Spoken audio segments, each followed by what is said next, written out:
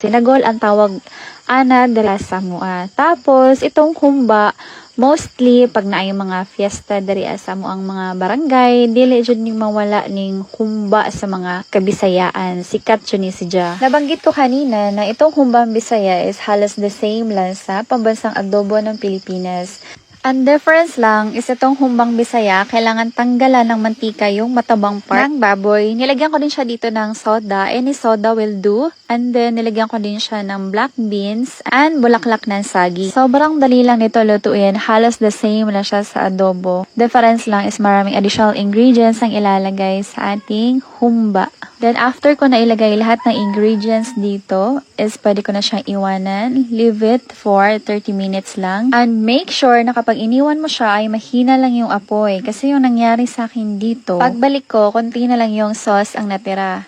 So, dahil wood ang gamit namin dito, so kahit mahina lang yung apoy, sobrang init na niyan. Make sure na mahina lang yung apoy once na iniwan mo siya para madami pa din yung sauce. And then, ang best partner namin sa aming humbang Bisaya, either tuba, bahalina, or unsa pamandihan tawag sa tuba. And then, buko salad. So, we choose buko salad kay katong tuba, mahubog-hubog ta atong dapita. So, kinin na lamang buko salad na sinimpol kayo na pambisaya, pambukid jud na style. Awak dah can.